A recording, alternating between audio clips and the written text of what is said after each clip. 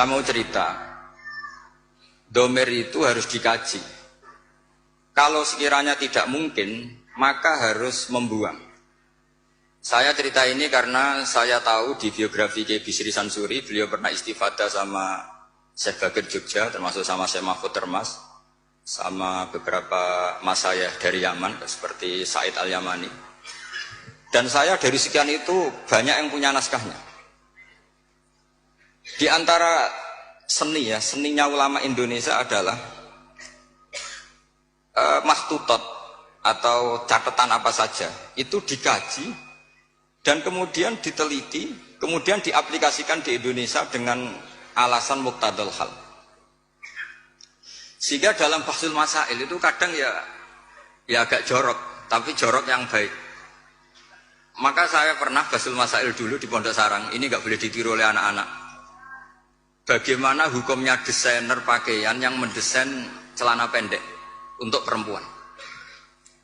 Itu semua mengatakan haram, karena gara-gara desain itu perempuan kemudian tidak pakai maxi, tidak pakai celana, karena memang desainnya untuk langsung dipakai, tanpa pakai maxi atau pakai celana. Ada yang bilang tidak haram. Bagaimanapun celana pendek itu berkontribusi ikut menutup aurat. Artinya dia tetap menyumbangkan nutup aurat. Hanya tidak usah sampean bayangkan, wah kalau haram ya dilepas ya, jangan gitu. Itu kan masalah. Jadi fikih itu kadang ya agak-agak kacau. Kita mau bilang haram nyatanya memberi kontribusi ikut nutup aurat, mau bilang halal dengan desain seperti itu perempuan masih menampakkan apa? Aurat. Jadi debat fikih itu kadang ya tidak mutu. Tapi dari tidak mutu itu ya kemudian tetap melahirkan kecerdasan. Dan itu termasuk yang dibicarakan Syekh Mahfud, namanya taskhidun nazar, orang menjadi cerdas. Saya pernah baca di Nailul Ma'mul, ini sekaligus senam otak untuk anak-anak Denanyar. Ini bukan ngetes kiai tapi ngetes anak-anak. Nanti kalau ini disalahkan Kiai Miftah atau Yai Anwar ya saya langsung taslim, karena saya pasti samin wa ta'na. Tapi kayaknya enggak. Karena saya baca, saya ini ngerpek di Syekh Mahfud. Kalau sama nyalakan saya, nyalakan Syekh Mahfud. Syekh Mahfud itu gurunya Kiai Bisri Sansuri. Ada fardul masalah begini. Saya ulang lagi, ada fardul masalah begini. Ada orang jatuh dari atas. Ini kata Syekh Mahfud. Kemudian menimpa ini, hadirin ini kan banyak, nggak bisa dipiakin. Tertimpa orang. Pertanyaannya adalah, orang yang jatuh itu harus pindah apa tetap di situ? Kalau dia pindah menimpa orang lain, kalau tetap di situ membahayakan orang yang ditimpa. Pilihannya pindah apa tetap di situ? Ada yang menjawab harus pindah. Karena yang ditimpa sudah lama ini bahaya, lama-lama bisa mati, apalagi kalau yang jatuh gendut. Terus ada yang bilang nggak usah pindah. Karena jatuh itu tanpa ikhtiar, sehingga dia jatuh tidak dosa. Kalau dia pindah, artinya ikhtiarnya sendiri, maka harus nggak usah pindah.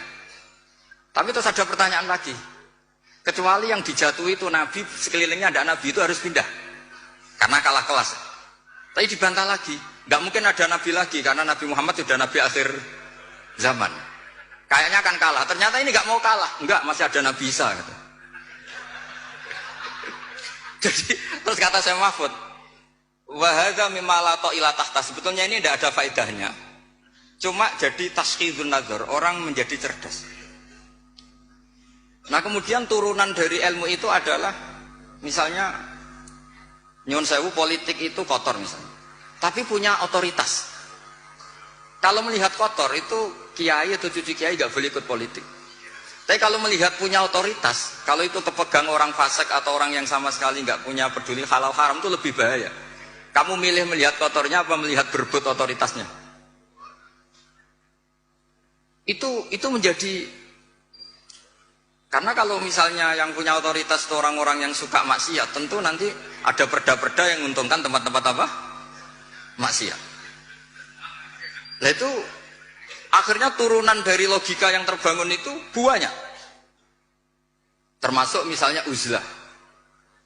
Uzlah itu kata Imam Ghazali halal ketika orang sudah banyak sering maksiat. Khina layak manul jali sujali sahu, sehingga orang setiap kemana saja pasti dosa. Kalau nggak ngerasani orang yang gosip dan sebagainya. Lalu pertanyaannya, ketika orang sembunyi sendiri di atas gunung, itu uzlah meninggalkan dosa apa meninggalkan kewajiban? Kalau Anda tidak mau jabat, itu nggak mau dosa apa nggak mau tanggung jawab atas keberlangsungan Indonesia? Sampean milih mana? Kalau Mas Muhammad sudah milih ikut terlibat karena sudah jabat, maka menurut saya ini barokah. Jadi yang jabat ya anggap saja Islami karena ingin pegang otoritas, yang nggak jabat ya Islami anggap saja menghindari syubhat. Akhirnya yang Islami siapa Gus? Ya semuanya, ini barokahnya Islam karena menyediakan semua itu. Itu yang disebut ilmu usulul fikih. Dan siapapun yang bersanad sampai Syekh Mahfud termasuk Mbah Bisri itu pasti ahli usul fikih. Kiai Sahal bisa ngarang Thariqatul Husul itu karena pernah ngaji sama Mbah Zubair. Mbah Zubair bisa alim seperti itu diantaranya pernah ngaji Kiai Fakih Mas Kumambang. Kiai Fakih bisa seperti itu tentu sanadnya sampai ke Syekh Mahfud At-Turmusi. Ada yang baca At-Tarmasi. Masalah At-Turmusi At-Tarmasi itu Mbah Zubair gurunya abahnya Mbah Mun sekaligus gurunya itu punya guyonan ajamiyun fasna bihi masyita. Jadi kalau nama itu ajam, lakukan apa sekehendak kamu. Makanya kalau orang itu baca ya Turmudi, ada yang baca apa? Tarmidhi, ada yang baca apa umumnya apa? Tarmadhi, Tarmidhi tahir dulu. Tarmidhi, Turmudi, Tirmidhi. Kalau Istakhri, Ustukhri, Istakhri. Yang repot, saya itu setiap ngajar di sarang itu bingung karena murid yang datang itu kadang sorokan sama saya, Ali Sibro Milisi apa Mulasi? Kalau kayak sini baca apa? Mulasi apa Milisi? Ada yang baca Sibro Mulasi, yang satu baca Sibro Milisi. Kok kayak milisi Taliban katanya? Itu di karangannya Mbah Zubair disebut Ajamiyun fasna bihi masita. Itu dari awal nama Ajam maka terserah kamu bacanya apa. Sehingga kita yang tahu Syekh Mahfud itu orang Termas, kita baca At-Turmusi. Yang satu tetap baca apa? At-Tarmasi. Ini saya cerita ilmu. Jadi ilmu usul fikih itu ilmu yang menyediakan logika. Logika yang terbangun itu adalah kemudian menjadi produk hukum. Makanya ketika Imam Ghazali cerita di kitab saya, insya Allah halaman 19, tapi di kitab saya tidak tahu di kitab sampean mungkin beda cetakan atau beda punya tidak punya atau sama-sama punya beda baca dan tidak baca, saya tidak tahu karena perbedaan itu bisa macam-macam. Orang-orang yang uzlah itu akhirnya didatangi. Taraktum ummata Muhammadin sallallahu alaihi wasallam fi aidil mubtadi'ah. Sama masih ingat kalimatnya seperti itu. Wahai para orang yang uzlah, kamu sebetulnya meninggalkan umatnya Rasulullah sallallahu alaihi wasallam fi aidil mubtadi'ah, di tangan orang-orang yang kita. Jadi tidak dianggap menghindari dosa, tapi dianggap menghindari tanggung jawab. Sehingga saya ini punya bapak namanya Kiai Nur Salim, beliau ngaji sama Mbah Dolah dulu khatamnya Quran. Mbah Dolah adalah bin Abdus Salam. Abdus Salam ini juga yang termasuk gurunya Ki Bisri Sansuri. Jadi saya dibolak-balik sanadnya juga akan ketemu sama sanad yang dipakai Ki Bisri Sansuri. Sampai juga nanti ketemu di Nabi Adam lah, kalau nggak ketemu semua ya di Nabi Adam. Pasti nanti ketemu juga. Sanad-sanad keilmuan. Bapak itu kalau ada orang terlalu istiqomah imam masjid sampai tua itu ngeritik. Saya dulu ya iskal. Pak, bukankah itu istiqomah? Kata bapak gini, iku istiqomah apa mau digenti wong liya katanya. jadi orang itu akhirnya berlatih berpikir. Tapi kalau ada santri sopan gitu, gak mau ngimami, gak mau jadi pengurus masjid, itu tawaduk karena masih ada yang sepuh. Iku tawaduk apa mau tanggung jawab. Sehingga semenjak itu saya terus berpikir terus begini. Makanya seperti saya di sini itu sopan apa tidak sopan saya tidak tahu. Kalau melihat saya di atas sampai di bawah saya ini tidak sopan. Sampean kan lebih sepuh. Tapi melihat ini diperintah, itu orang paling sopan saya sekarang.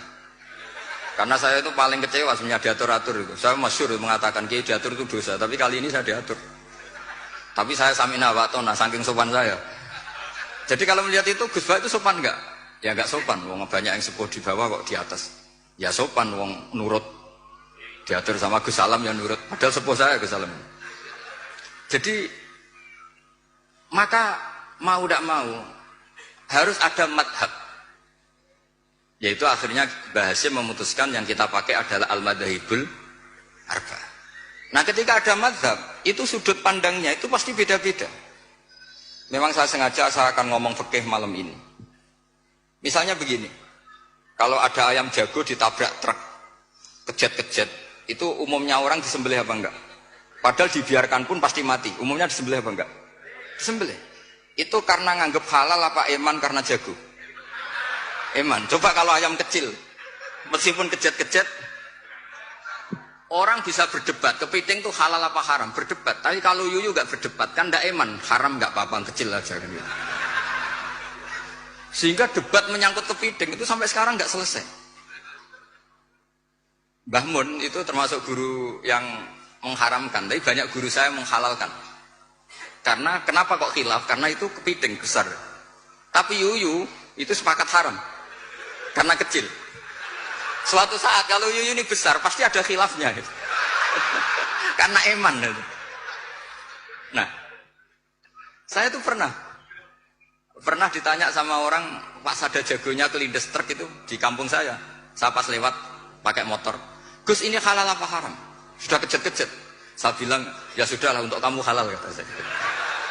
Lama-lama orang ini kali ini Gus Bak gimana ngomong hukum kok seenaknya, datang ke rumah saya. Itu andekan tidak saya sembelih pun pasti mati. Terus saya bacakan kitab Sawi. Kata Imam Malik, yang namanya kejet-kejet itu tetap punya nyawa. Sehingga penyembelian ini tetap berfungsi menghilangkan nyawa. Itu sudah cukup dikatakan dzabhu, menyembelih. Tapi cara mazhab Syafi'i dia tidak punya hayatun mustaqirrah, sehingga kalau dibiarkan pasti mati langsung, maka nggak boleh disembelih. Karena dia tidak langsung mati, ini hanya proses prosedur saja. Memang pantasnya mati kejet-kejet sih gitu aja kira-kira. Tapi hakikatnya sudah apa? Mati. Sehingga ulama itu selalu berdebat. Dan perdebatan ulama itu setelah diangen-angen memang sama-sama masuk akal. Saya punya sekian cerita ya tentang perdebatan, termasuk kitab yang tadi disebut Lek Qayyum itu, kitab Hilyatul Auliya. Karena kenapa saya sering baca kitab itu? Memang syaratnya jadi wali itu harus pernah baca kitab Hilyatul Auliya.